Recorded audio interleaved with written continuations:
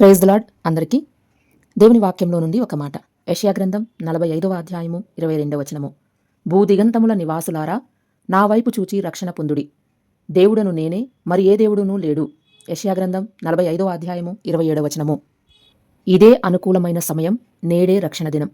ఈరోజు క్షమాపణ కోరి నీ జీవితాన్ని ప్రభువుకి అంకితం చేస్తే మంచిది. ఒక స్టూడెంట్ జీవితంలో జరిగిన యథార్థమైన సంఘటన ఇది. ఒక సిటీలో ఇద్దరు స్నేహితులు మెడికో చదువుతూ ఉన్నారు. అందులో ఒక స్నేహితుడు క్రిస్టియన్, ప్రభువును నమ్మినవాడు. మరొక స్నేహితుడు అన్యుడు, ప్రభువును గురించి తెలియనివాడు. ఈ క్రిస్టియన్ ఫ్రెండ్ అన్యుడైన తన స్నేహితుణ్ణి, మా చర్చిలో మీటింగ్స్ జరుగుతున్నాయి, మంచి మంచి సేవకులు వచ్చి వాక్యాన్ని బోధిస్తారు, నీవు కూడా మాతో కలిసి చర్చికి వస్తావా అని అడిగారు. అందుకు ఆ ఫ్రెండ్, సరే పద వెళ్దాం అని అనగానే ఆ ఇద్దరు మీటింగ్స్కి వెళ్ళి కూర్చున్నారు. వెళ్ళిన తరువాత ఆ రోజు వాక్యాన్ని అందిస్తున్న సేవకుడు దేవుని ప్రేమ గురించి మాట్లాడుతూ ఉన్నాడు. దేవుడు మనల్ని ఎంతగా ప్రేమిస్తున్నాడో, ఆయన మనలను నరకం నుండి తప్పించడానికి సిలువలో చేసిన ప్రాణత్యాగం గురించి, మనం చేసిన పాపములు అవి ఎంత ఘోరమైనవో అయినప్పటికీ వాటిని యేసయ్య ముందు ఒప్పుకొని పశ్చాత్తాపడినట్లయితే ఆయన మనలను ఎలా క్షమిస్తాడో వాక్యం ద్వారా వివరంగా తెలియచేస్తూ ఉన్నాడు. మధ్యలో ఒక అనౌన్స్మెంట్ కూడా చేశాడు. ఈ మీటింగ్స్ అయిన తరువాత ప్రభువును తమ సొంత రక్షకుడిగా అంగీకరించిన వారికి బాప్తిసం ఇవ్వడం జరుగుతుంది అని ప్రకటించాడు సేవకుడు.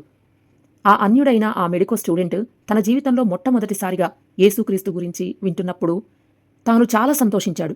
మధ్యాహ్నం భోజన సమయంలో ఆ వాక్యం బోధించిన సేవకుని దగ్గరకు వెళ్ళి, యేసుక్రీస్తు ఇంత మంచి దేవుడా, ఇంత ప్రేమించగలిగినవాడా, నా కోసం ప్రాణం పెట్టాడా, నేను చేసిన ప్రతి పాపాన్ని ఆయన క్షమిస్తాడా, పరలోకానికి చేరుస్తాడా అని చాలా సంతోషంగా అంటూ, నేను ఎలా అయినా సరే ఈ సంతోషాన్ని స్వతంత్రించుకోవాలి, ఈ యేసయ్యను నా సొంత రక్షకుడిగా అంగీకరించాలి, ఈ క్షమాపణ నేను పొందుతాను, ఆ పరలోకానికి నేను వెళ్ళాలి అని తీర్మానము తీసుకున్నాడు.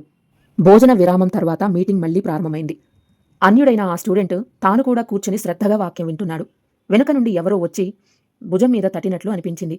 ఎవరా అని చూస్తే తాను ప్రేమిస్తున్న అమ్మాయి వచ్చి అతని చెవిలో ఏదో చెప్పింది. ఆ అబ్బాయి అమ్మాయితో పాటు మందిరం బయటికి వెళ్ళాడు. ఆ అమ్మాయి ఈ అబ్బాయితో, నువ్వేంటి ఇక్కడున్నావు, నువ్వు డాక్టర్ చదువుతున్నావు కదా, సైన్స్ నీ నమ్ముతున్నావు కదా, సైన్స్ ఏమో దేవుడు లేడు అంటుంటే నువ్వేమో ఇక్కడ కూర్చున్నావు, దా బయటికి వెళ్దాం అంటూ ఆమె బలవంతం చేసింది. అప్పుడు ఆ మెడికో స్టూడెంట్ ఆ ప్రియురాలుతో, కాసేపు ఆగు, వస్తాను, దయచేసి నువ్వు వెళ్ళిపో అని అంటూ ఉండగా, అంటే నాకంటే నీకు ఈ దేవుడే ఎక్కువైపోయాడా, నాకంటే నీకు ఈ మీటింగే ఎక్కువైపోయిందా, ఇప్పుడు నాతో వస్తావా రావట్లేదా అని ప్రియురాలు అంటూ ఉండగా, నేను తప్పకుండా నీతో వస్తాను, ఈ మీటింగ్ అయిన వెంటనే వస్తాను, నీవెక్కడికి తీసుకుని వెళ్ళమంటే అక్కడికి తీసుకుని వెళ్తాను అని బ్రతిమిలాడుతూ ఉన్నాడు. ఈ సందేశం నాకు చాలా బాగా నచ్చింది, కాసేపు ఆగి వస్తాను అని అంటే ఆమె ఖచ్చితంగా చెప్పేసింది, నువ్వు ఇప్పుడు వచ్చి నన్ను సినిమాకు తీసుకుని వెళ్తానంటేనే నీతో మాట్లాడతాను, లేకపోతే జీవితంలో నీ ముఖం చూడను, నేను వెళ్తున్నాను, నీకోసం హాస్టల్ బయట వెయిట్ చేస్తూ ఉంటాను, 15 నిమిషాల్లో నువ్వు నా ముందుకు రావాలి అని చెప్పి వెళ్ళిపోయింది. మరొక వైపు నుండి సేవకుని ప్రసంగం, క్రీస్తు నిన్ను ప్రాణంగా ప్రేమిస్తున్నాడు కాబట్టి నీకోసం ప్రాణం పెట్టాడు, నీవు ఎంతగా చెడిపోయినా పాడైపోయినా నిన్ను ప్రాణముగా ప్రేమించిన దేవుడు నిన్ను క్షమించడానికి సిద్ధంగా ఉన్నాడు. ఇదే అనుకూలమైన సమయము, నేడే రక్షణ దినము, ఆ క్రీస్తు అనుగ్రహించు క్షమాపణ పొందుకో అని ఆ సేవకుడు ప్రసంగం చేస్తూ ఉన్నప్పుడు ఆ యవ్వనస్తుడు లేచాడు. నెమ్మదిగా బైక్ పార్కింగ్ దగ్గరకు వెళ్ళాడు. ఇదంతా గమనిస్తున్నటువంటి వాక్య పరిచర్య చేస్తున్న సేవకుడు వెంటనే ప్రార్థన చేసుకుందాం అని చెప్పి అందరినీ ప్రార్థనలో పెట్టి గబగబా నడుచుకుంటూ బయటికి వచ్చాడు. ఆ యవ్వనస్తుడు వెళ్ళిపోతుంటే అతన్ని ఆపి, బాబూ, నీవు ఎవరివో నాకు తెలియదు గాని నీవు చాలా శ్రద్ధగా వాక్యం వింటున్నావు, దేవుని గురించి, అతడు చేసిన త్యాగం గురించి తెలుసుకున్నావు, నేను నిన్ను చూసినప్పుడు దేవుడు నీతో సూటిగా మాట్లాడుతున్నాడు అని నాకు అర్థమైంది. అప్పుడు ఆ స్టూడెంట్ ఆ దైవజనుతో మాట్లాడుతూ ఇలా అంటున్నాడు, నిజంగానే దేవుడు నాతో మాట్లాడాడండి, ఇంత ప్రేమ కలిగిన దేవుని గురించి నేను ఎప్పుడూ వినలేదు, అయితే మరి ఎందుకని నీవు ఆయన స్వీకరించడానికి, రక్షణ పొందడానికి ఆలస్యం చేస్తున్నావు అని అడిగారు సేవకుడు. నాకు కూడా రక్షణ పొందాలనే ఉంది, ఎంతో ఆశగా ఉంది అని చెప్పాడు స్టూడెంట్. అప్పుడు ఆ సేవకుడు, రా లోపలికి రా అని అతన్ని పిలిచాడు. అప్పుడు ఆ స్టూడెంట్, అయ్యా, మీరు ఏమీ అనుకోనంటే సాయంత్రం వరకు మీటింగ్ ఉంది కదా అని అడిగాడు. ఉంది అని చెప్పాడు ఆ సేవకుడు. అయ్యా, మీరు ఏమీ అనుకోకండి, నేను ఒక సమస్యలో చిక్కుకున్నాను, నేను సాయంత్రం వరకు మీటింగ్కి వస్తాను, ఒక 3 గంటల సమయం నాకు ఇవ్వండి అన్నాడు. అప్పుడు ఆ సేవకుడు మాట్లాడుతూ, అలా కాదు బాబు, ఒక్కసారి లోపలికి వచ్చి ప్రభువును నీ సొంత రక్షకుడిగా అంగీకరించు, ఆయన ఇచ్చే క్షమాపణను పొందుకో అని అంటూ ఉంటే ఈ యవనస్తుడు బైక్ స్టార్ట్ చేసుకుని అక్కడి నుండి వెళ్ళిపోయాడు. అక్కడ బయట హాస్టల్ దగ్గర అతని ప్రియురాలు ఎదురు చూస్తూ ఉంది. రోడ్డుకు ఇటుపక్కన ఆ అబ్బాయి, అటువైపున ఆ అమ్మాయి ఉన్నారు. ఆమె వైపు చూస్తూ యూటర్ను తీసుకుంటున్నాడు. ఆ సమయంలో ఎదురుగా వస్తున్న లారీని గమనించలేదు. సడన్గా టర్నింగ్ తీసుకుంటూ ఉంటే ఆ లారీ వచ్చి గుద్దేసింది. ఆ లారీ చక్రాల కింద పడి ఆ అబ్బాయి నలిగిపోయి ప్రాణాలు పోగొట్టుకున్నాడు.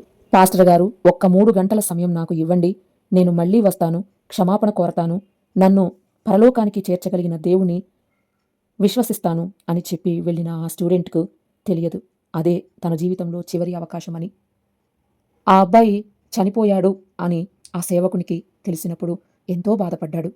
ఇది ఒక బాధాకరమైన సంఘటన.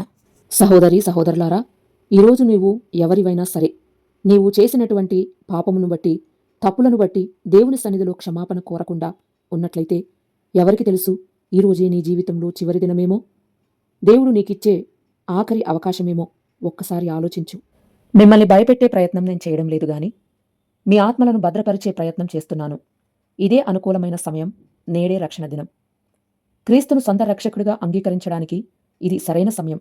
ఇంతటి గొప్ప రక్షణను నేను పొందుకోవాలంటే ఏం చెయ్యాలి అని మీరు అనుకున్నట్లయితే ఇప్పుడే, ఈ క్షణమే మీరున్న చోటనే మోకరించి ప్రార్థన చేసినట్లయితే తప్పక రక్షించబడతారు.